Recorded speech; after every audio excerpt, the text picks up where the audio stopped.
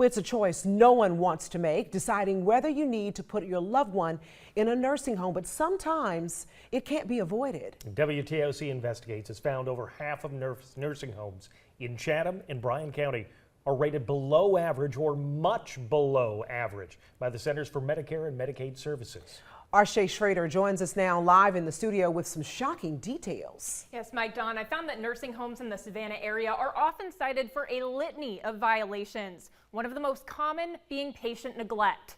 Just this year, one facility got 9 citations from the Centers for Medicare and Medicaid Services for abuse, neglect, and exploitation of patients, and had the likelihood to cause serious injury or death to patients. This comes 7 years after one woman's family contends she died because of neglect at that very same facility.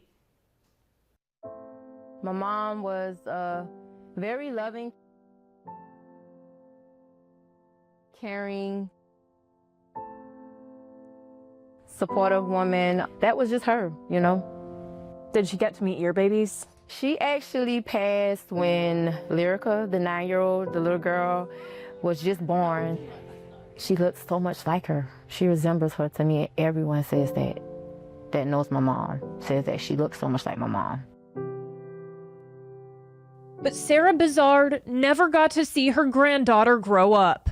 In 2018, Bizard, who had retired from a career of working with disadvantaged children, fell while going up the stairs at her apartment, breaking her upper arm. She went to the hospital and was then admitted to Riverview Health and Rehabilitation Center for short-term rehab. She ended up leaving the hospital and going to the nursing home where basically everything just kind of turned for the worse. So that was that. When she went to Riverview, you were expecting her to come out. Most definitely. Sarah Bizard never went home.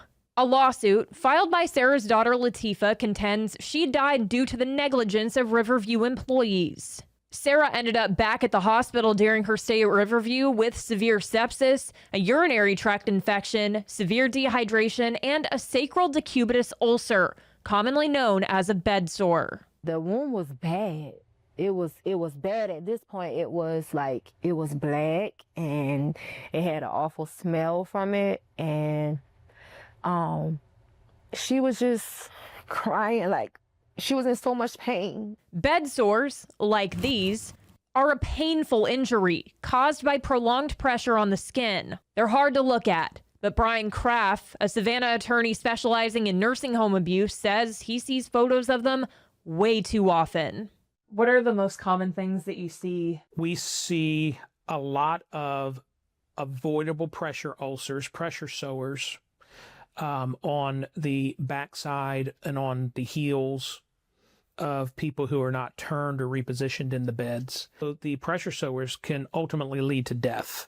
Like in Sarah's case. According to the lawsuit, she underwent debridement for her wound twice, which is a procedure that removes damaged or infected tissue, but her condition didn't improve.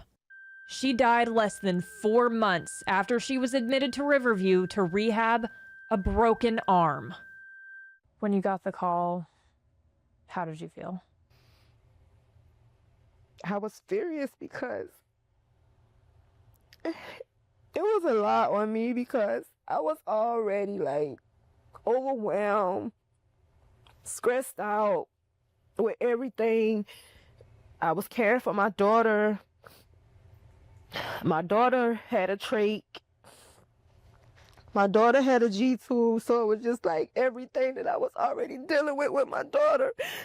Now I'm dealing with it with my mom. The hardest part to grapple with for Bizard, bed sores are preventable. Absolutely preventable with proper nursing care and proper oversight. One of the problems we see over and over and over again in these cases is short staffing. The facilities simply do not have the number of employees necessary to adequately provide care and oversight to all residents as they should. Every time I would go, she was asking me to turn her, and I'm asking her like, well, how many times have they been in here today? And she would just be like, I don't know, I don't remember, but I need to be turned.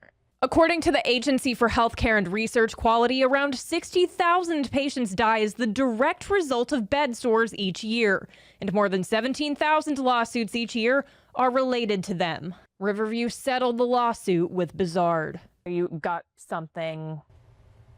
Yeah, we got something, but of course it wasn't enough. Like, I would have wanted my mom instead of a lawsuit, of course. No money can replace a loved one.